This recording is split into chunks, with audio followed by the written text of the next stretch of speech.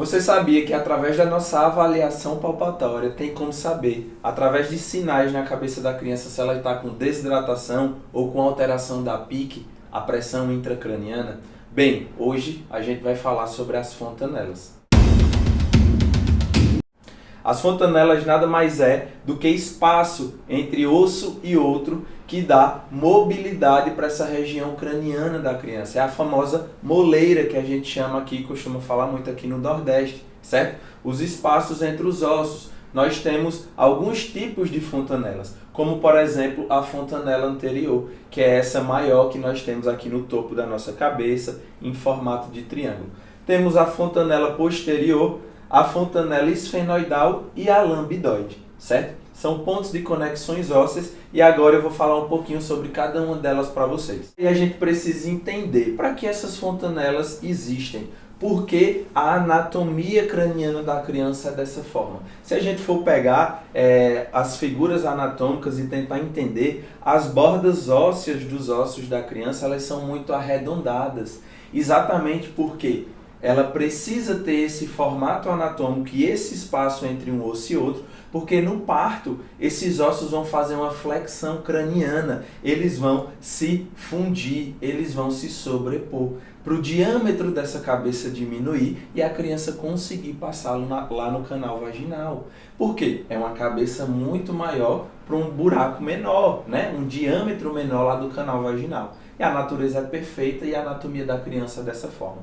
Outra coisa, os 2 primeiros anos da criança, o perímetro cefálico a gente vê que ele cresce bastante. Quem é mamãe aqui é só pegar a cadernetinha lá de vacinação da criança, que tem o gráficozinho lá do crescimento do perímetro cefálico. E a gente consegue identificar que os 2 primeiros anos é quando a cabeça cresce mais. Por quê? O encéfalo está crescendo. E se esses ossos eles já fossem totalmente fundidos, não existisse esses espaços entre um osso e outro, que são as fontanelas, como era que esse encéfalo ia conseguir crescer lá dentro da calota craniana? Essa cabeça precisa ter mobilidade para esse cérebro conseguir crescer perfeitamente, tá? Então, é por isso também que ela existe, esses espaços existem. Além desse diâmetro diminuir para a criança passar no canal vaginal, essa mobilidade existir para o crescimento cerebral, tá? E aí o que é que acontece? Quando a criança passa no canal vaginal lá pelo parto natural, a gente até identifica uma cabeça mais alongada, né? Porque existiu exatamente essa movimentação óssea, deformou esse crânio para essa criança conseguir passar. Mas aí, algumas horas depois, essa criança começa a chorar, a respirar pelo diafragma, o estímulo de sucção. Tudo isso faz pressões negativas dentro do crânio e esses ossos tendem a voltar com essa pressão negativa. Fica bonitinho lá de novo, a cabeça fica redondinha. Mas o que pode acontecer? Muitas vezes, essa pressão negativa ela não é tão eficiente, ela não é o suficiente para esse osso voltar à sua posição anatômica normal. E aí esse osso fica sobreposto, fica em cima do outro e pode prejudicar pode provocar, na verdade, vários sinais aí no corpo do bebê, porque vai comprimir alguns pares de nervos cranianos, tá? Então é importante avaliar todo esse sistema exatamente por isso também, certo? Outra coisa, a gente consegue identificar alguns sinais importantes através da mobilidade dessas fontanelas, como por exemplo, se a gente perceber um abaulamento dessa fontanela, ou seja, um afundamento dessa fontanela, pode indicar para a gente que essa criança está em processo de desidratação. E aí a gente vai orientar a mãe lá no nosso consultório. Ó, mãe, beba bastante água, beba mais água, porque o seu filho está desidratado, porque essa fontanela está mais afundada, certo? Ou, se essa fontanela ela estiver mais levantada e superior, passando do nível dos ossos da cabeça, a gente vai ver, vai sentir ela um pouquinho mais inchadinha, pode indicar para a gente que essa criança pode estar com a PIC alterada, ou seja, a pressão intracraniana alterada. Olha como a gente que trabalha com a terapia manual consegue avaliar muitas coisas importantes no corpo da criança.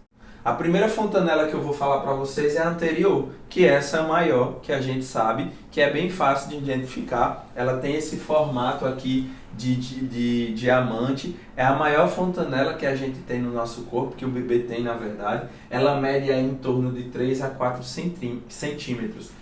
E a fontanela, pessoal, ela é ponto de conexões de ossos, certo? Se a gente vê na criança, o frontal da criança ele é bipartido. São 2 frontais e 2 parietais. Então a fontanela anterior é a conexão desses ossos aqui, que quando se juntam, forma aquele ponto anatômico craniômetro que a gente chama de bregma, certo? Que a gente sabe também que é um ponto de inserção de várias fáscias, ou seja, essa região restrita significa dizer que também existem restrições faciais intracranianas e que é importantíssimo a gente avaliar todos esses sistemas, certo? E o fechamento dela ocorre aí em torno dos 15 a 18 meses de idade, ou seja, a criança passa do primeiro ano com essa fontanela, com essa moleira ainda aberta. Então ela é uma das últimas aí a se fechar.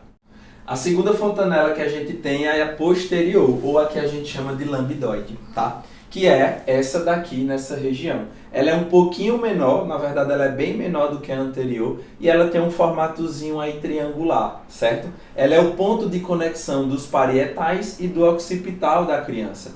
Quando essa região se fecha, é aquele ponto anatômico que a gente estuda lá na anatomia humana de adulto, que a gente chama de lambda, certo? Ponto de conexão aí também de várias inserções faciais. Ou seja, é importante a gente avaliar essa região, porque além de informar para a gente que está restrita esses ossos, as fáscias intracranianas também estão aderidas, estão restritas. Então a gente precisa trabalhar, certo? Ela tem um formatozinho de triângulo, como eu falei para vocês, e o fechamento dela ocorre dos 3 aos 6 meses de idade. Inicia aí nos 3 meses e completa esse fechamento aí aos 6 meses de idade.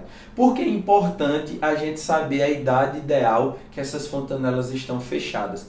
Porque quando a criança chega lá no seu consultório, você vai fazer os testes, né, de compressão e descompressão para avaliar a mobilidade dessas regiões.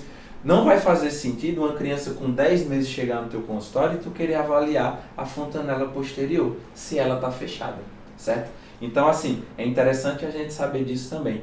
Outra coisa, é por isso que na literatura e também na prática clínica, quando a criança chega com a plagiocefalia, ou seja, aquela assimetria craniana lá no nosso consultório, o nosso tratamento tem um prognóstico muito mais eficiente quando essa criança tem menos de 4 meses de idade. Por quê? Porque essas fontanelas ainda estão abertas, os ossos, a matriz óssea ainda é muito cartilaginosa e membranosa. Ou seja, a facilidade que a gente tem de tratar esses ossos, de tratar essas assimetrias é muito melhor. O prognóstico dessa criança vai ser muito melhor. Outra fontanela que nós temos é a que a gente chama de fontanela esfenoidal, que é aqui esse ponto anatômico na lateral da cabeça do bebê, certo? É a conexão aí do frontal, do esfenoide, do parietal e do temporal. É aquele ponto anatômico de quando esses ossos se juntam que a gente chama de pitério, certo? Então também ponto de inserções aí faciais e a gente precisa avaliar essa região. O fechamento dessa fontanela ocorre aí, inicia-se aí em torno dos 3 meses e se fecha completamente nos 12 meses de vida da criança, certo? E outra fontanela que a gente tem na região lateral, que é aqui na região posterior da cabeça, é o que a gente chama de fontanela mastoide, certo? Que é essa aqui, a conexão aí do temporal, do parietal e do occipital, certo?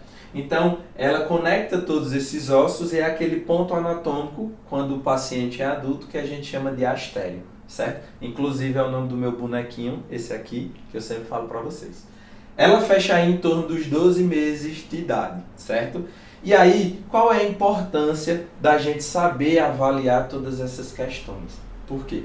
Se existir uma sobreposição muito grande entre um osso e outro que está restringindo essa mobilidade dessas fontanelas, a criança pode desenvolver o que a gente chama de uma craniosinostose, certo? Que é um fechamento precoce dessa região, é um fechamento errado dessa sutura ou dessa fontanela, que vai causar aí uma assimetria craniana nesse bebê e pode interferir em problemas como o desenvolvimento do sistema nervoso central, porque se fechar precocemente vai restringir, né, o crescimento do encéfalo, como também causar assimetrias cranianas, tá? Porque se tiver uma sobreposição muito forte de um osso em cima do outro, esse osso ossificar de uma forma anatômica errada, diferente, essa criança ela vai ter uma assimetria craniana. E a gente sabe que ossos fora do lugar, com assimetrias,